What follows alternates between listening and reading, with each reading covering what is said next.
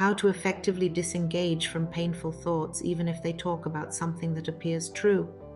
Hey everyone, have you ever found yourself stuck in a negative thought loop, replaying hurtful memories or imagining worst-case scenarios? Even though these thoughts might appear true or based on reality, the important consideration is that they can harm our mental well-being and hold us back from living our best lives. As the saying goes, do you want to be right or do you want to be happy? Today I'm going to share with you a process that will help you let go of those harmful stories and take control of your mind. This isn't just another generic think positive advice. It's a step-by-step system based on cutting-edge psychological research and real-life success stories. Let's say you're going through a tough breakup. Thoughts like, I'll never find someone who loves me, or I'm not good enough to be in a healthy relationship can keep replaying in your head, especially if there's some truth to them based on your past experiences. These thoughts can lead to anxiety, depression, and low self-esteem, making it even harder to move on and find happiness. Or perhaps you're struggling with negative thoughts about your career. I'm not good at my job, or I'll never get that promotion, might be based on real setbacks or criticism you've faced. But dwelling on these thoughts can become a self-fulfilling prophecy, sabotaging your confidence and hampering your professional growth. The disengagement process is a 4-step system that combines cognitive behavioral techniques, mindfulness practices, and practical action steps. Step 1. Awareness. The first step is to become aware of the harmful thought patterns. Notice when you're ruminating on negative stories and consciously label them as unhelpful thoughts. Our brains have an innate negativity bias, shaped by evolution to be hypervigilant to potential threats. The amygdala, the brain's fear center, is wired to quickly detect and latch onto negative stimuli, triggering the fight or flight response. This was crucial for our ancestors' survival but can backfire in modern life, causing us to ruminate excessively on negative thoughts and experiences. Furthermore, the default mode network DMN, a network of brain regions active when we're not focused on the objective reality, tends to get stuck in ruminative loops, replaying past hurts or imagining future worries. The DMN operates in an unconscious, automatic way unless we consciously shift our attention. Developing awareness interrupts this cycle by activating the prefrontal cortex, the brain's control center for higher cognition and emotional regulation.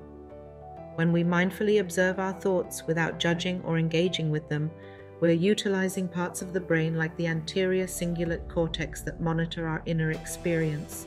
Practices like the thought inventory leverage the prefrontal cortex's ability to consciously shift our attention and disengage from the DMN's default ruminative state. By sitting quietly and simply noticing thoughts arise and pass away, we're strengthening the neural pathways for present moment awareness. A thought journal is another powerful tool because the act of writing accesses regions in the prefrontal cortex and hippocampus involved in autobiographical memory retrieval and narrative processing. As we objectively record our thoughts on paper, we create psychological distance from them, engaging more cognitive control areas rather than purely emotional ones. Consistently practicing these awareness exercises can lead to positive neuroplasticity, physically reshaping the brain over time. The more we activate the prefrontal cortex and other regions for conscious present focus, the stronger and more automatic those neural connections become, whereas, conversely, the ruminative default mode pathways are pruned through disuse. When we notice an unhelpful thought pattern arising throughout the day, consciously labeling it as such activates the prefrontal cortex and ventrolateral regions involved in cognitive labeling and reappraisal. This momentary pause creates a circuit breaker, allowing us to disengage from the DMN's pull before it snowballs further. Essentially, awareness practices strengthen our ability to become the observer of our thoughts, rather than being fused with and carried away by them. With patience and dedication, we can rewire our brain's default programming toward greater present moment awareness, the essential foundation for disengaging from harmful mental loops. Step 2. Detachment. Once you've identified the unhelpful thought, practice detaching from it. Imagine it as a cloud floating by in the sky or a leaf floating down a stream. Don't resist or fight it, just let it pass. Detachment techniques work by activating different neural networks than the ones fueling the harmful thought patterns. When we imagine the thought as a passing cloud or leaf on a stream, we're engaging the brain's processing regions like the parietal and occipital lobes. This shifts activation away from the default mode network responsible for autobiographical memory and rumination. Neurologically, detachment creates psychological distance by dampening activity in the amygdala, the brain's fear center driving negative emotions, while upregulating the ventromedial prefrontal cortex involved in emotion regulation. It's akin to taking the energy out of the harmful thought by refusing to feed it with more analysis or reactivity. Resisting the urge to fight or argue with the thought or building a story around it is crucial because that just reinforces the neural pathways keeping it alive. The more we mentally engage with the thought through disputation, the deeper we entrench it. It's counterintuitive, but the harder we try to forcefully expel an unwanted thought, the more perseverative our fixation often becomes. An illuminating study found that suppressing a thought can paradoxically lead to an increase in its frequency and associated negative emotions. The act of labeling it as something we're trying not to think about seems to inadvertently strengthen its neural representations. Detachment, on the other hand, allows the thought to gently pass without amplifying or clinging to it. Like watching clouds drift by, we let it come and go without subjective attachment. This neutral, open awareness taps into regions that facilitate present-centered, emotionally detached observation.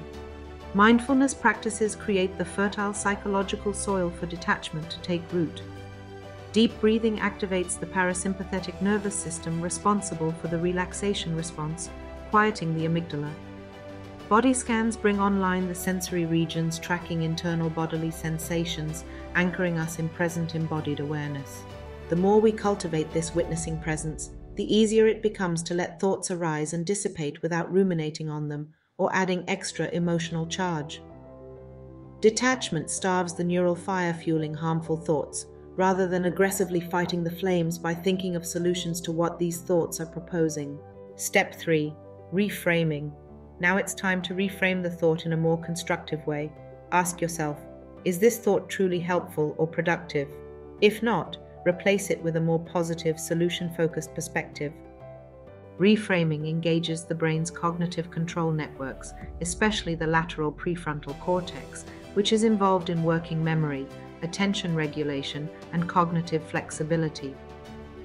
When we consciously evaluate if a thought is truly serving us, we're tapping into these higher-order executive functions. If the thought is deemed unhelpful, reframing requires turning off the well-trodden neural pathways underlying the negative story. This is where the earlier steps of awareness and detachment pay off. By creating distance from the thought, we make it easier to pivot to a new perspective. Looking for exceptions or contradictory evidence to the negative belief engages working memory circuits that hold multiple perspectives simultaneously. This cognitive flexibility is crucial for finding a more balanced, nuanced view. At the same time, reframing harnesses prospective memory systems like those in the rostral prefrontal cortex that allow us to project our thoughts into the future. Imagining future positive potentials activates the same neural networks used for actual experiencing and memory encoding. Critically, reframing should align with our core values and what we want to move towards, not just reactive departure from the negative thought.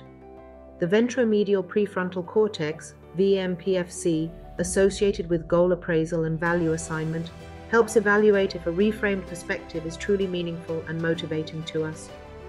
This is what separates reframing from toxic positivity or superficial affirmations.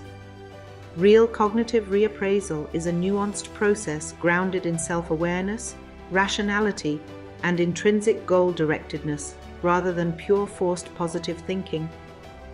Done correctly, reframing can create lasting neural pathways for healthier thought habits. Each time we consciously shift to an empowering perspective, we strengthen and reinforce those connections while allowing the old, unhelpful circuitry to attenuate over time. Step 4. Action. Finally, take action based on your reframed mindset. If it's a relationship issue, focus on self-love and personal growth. If it's a career challenge, identify concrete steps you can take to improve your skills or explore new opportunities. Taking constructive action engages the brain's goal-directed motivation systems and reward pathways. The prefrontal cortex, especially the dorsolateral region, plays a key role in formulating intentions and planning out the steps to achieve desired outcomes. However, motivation alone isn't enough. We must overcome inertia and counteract the brain's innate bias towards the path of least resistance. This is where the nucleus accumbens, a key node in the mesolimbic dopamine system, comes into play.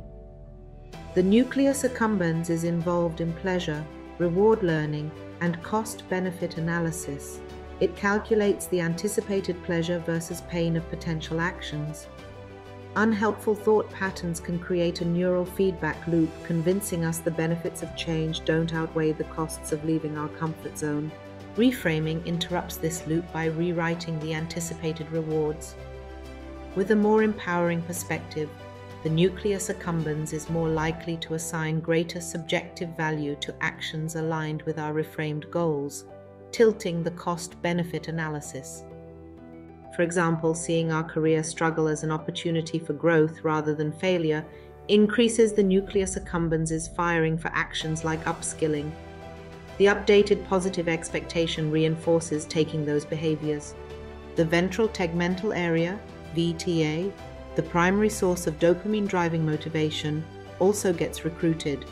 Dopamine neuron firing in the VTA increases when we perceive an opportunity for reward or positive outcome. The more vividly we visualize the benefits of taking constructive actions from our new perspective, the more robustly the VTA responds. The basal ganglia, especially the caudate nucleus, translates these motivational signals into coordinated sequences of behavior. By lighting up the appropriate neural pathways, the basal ganglia allows us to smoothly execute the concrete action supporting our reframed narrative. Essentially, action closes the loop, turning our mindset shift into tangible real-world results that then get encoded as evidence, further reinforcing the new perspective. Each action breeds evidence of growth, which tells the dopamine system, "This is rewarding, do more of this." Over time, consistently taking actions aligned with our empowered, reframed narratives can create lasting neurocognitive changes. The more we activate the goal corridors in the prefrontal cortex and fire the reward pathways, the more automated these new neural circuits become. What was once a fragile conceptual reframe becomes a hardwired embodied reality. So there you have it, a step-by-step process to help you disengage from harmful thoughts and take control of your mind. Give it a try and see how it can transform your life. Remember, you have the power to choose your thoughts, and by doing so, you can choose a happier, more fulfilling path forward. But you don't have to go through this transformational process alone. I'm here as your personal guide to help you every step of the way. Drawing from cutting-edge psychology and neuroscience, I can provide you with customized tools, insights, and accountability to make these mindset shifts stick. Whether you struggle with relationship doubts, career insecurities, or any other form of harmful thought loops, I have the expertise and the experience to help you disengage and find your path to empowerment. My role is to be your coach, your cheerleader, and your source of unwavering support as you reshape your neural circuits. Don't let another day go by consumed by unhelpful, disempowering thoughts. The first step is always the hardest, but I'm here to lift you up when you falter and celebrate your aha moments of reframed clarity.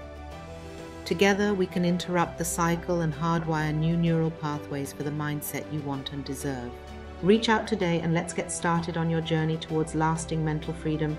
You have the power to take back control. All you need is a firm decision and the right guide to light your path. I'm ready when you are. Don't forget to like, subscribe, and share this video with anyone who might benefit from this life-changing process. And stay tuned for more mind-blowing content that will help you unleash your full potential.